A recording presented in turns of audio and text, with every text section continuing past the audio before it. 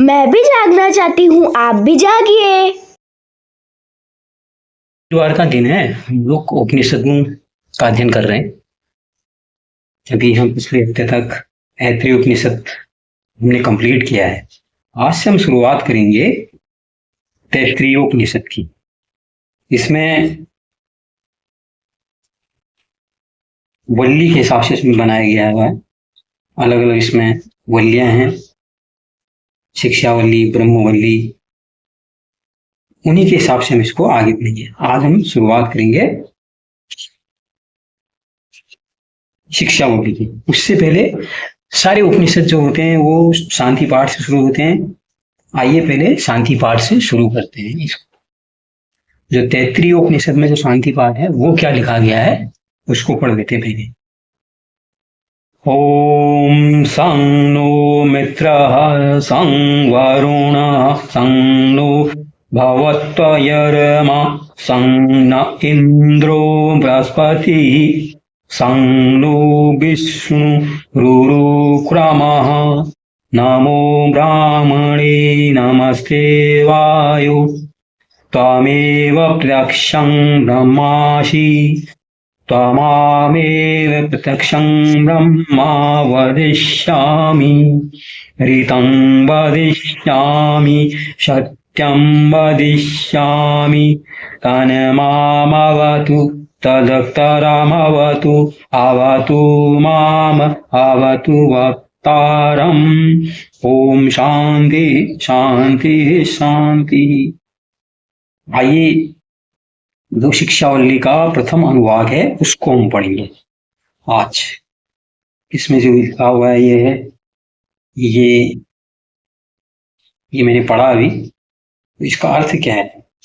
इसमें कहा कि जो प्रथम अनुवाद है इसमें अलग अलग शक्तियों के अधिष्ठाता परम ब्रह्मा परमेश्वर की भिन्न भिन्न नाम और रूप में स्तुति करते हुए उनसे प्रार्थना की गई है।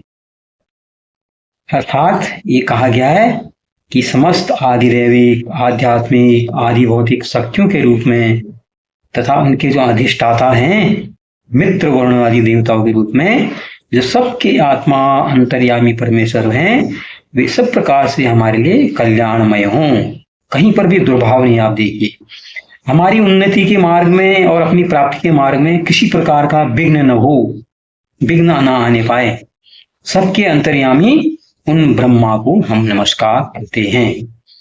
इस प्रकार परमात्मा से शांति की प्रार्थना करके सूत्रात्मा प्राण के रूप में समस्त प्राणियों में व्याप्त उस परमेश्वर की वायु या पवन इस नाम से स्तुति करते हैं।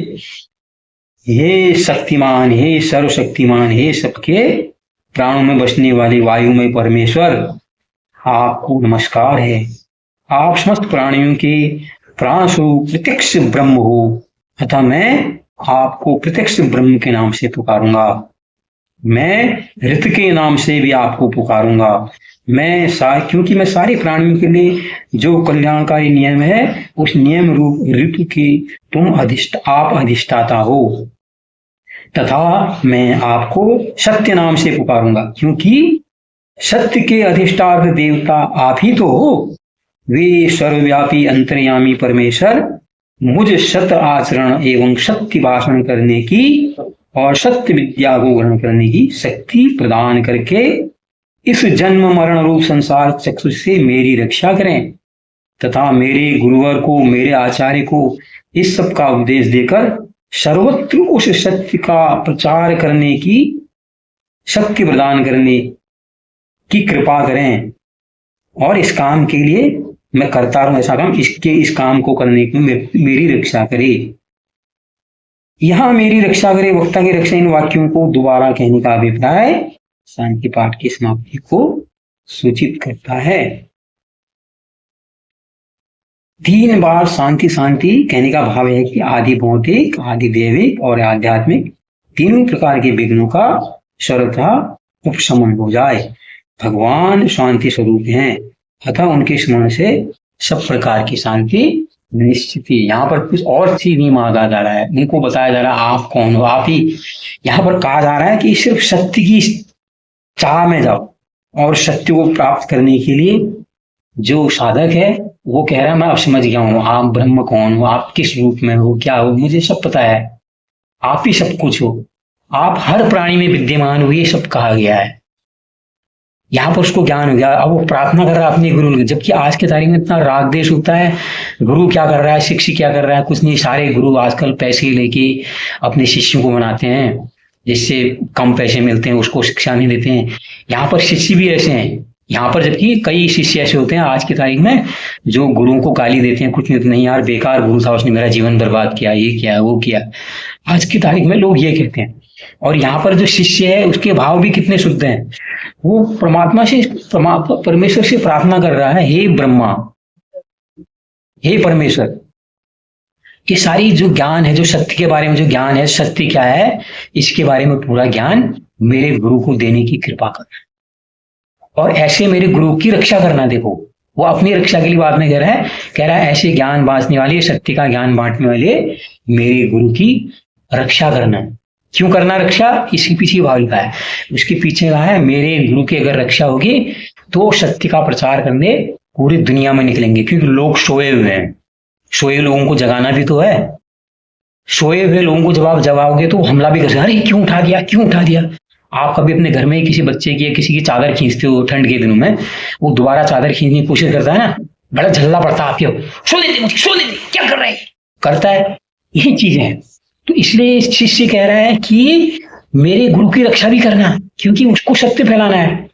सत्य फैलाने में बड़े कष्ट झेलने पड़ते हैं, लोग मारने को आते हैं, क्योंकि वो असत्य का आवरण घेर के बैठे हुए, असत्य उन्हें जीवन का अपना आचरण बना दिया है। इसलिए वो कह रहा है कि ये परमेश्वर मेरे सत्य प्रचारक गुरु की रक्षा भी करना, और उनका जब रास्ता निर्विघ्न होगा तो सत्य चारों तरफ फैलेगा। यही मनुष्य जीवन की परम लक्ष्य है। और मनुष्य जो जीवन चक्र के फेर में फंसा ना, जन्म मृत्यु है, वो उसके समझ में आ जाए। क्योंकि बार बार आकांक्षाओं, लोभ लालच में फंसा रहेगा तो आदमी बार बार जन्म मृत्यु के भाव में फंसा रहेगा, सत्य से वो अपरिचित रहेगा। तो ये थे आज का तैत्तिरीय उपनिषद का शिक्षावली का प्रथम अनुवाद। अगले हफ्ते दूसरे अनुवाद पढ़ेंगे। बहुत बहुत धन्यवाद जुड़ने के लिए। आज के लिए नमस्कार।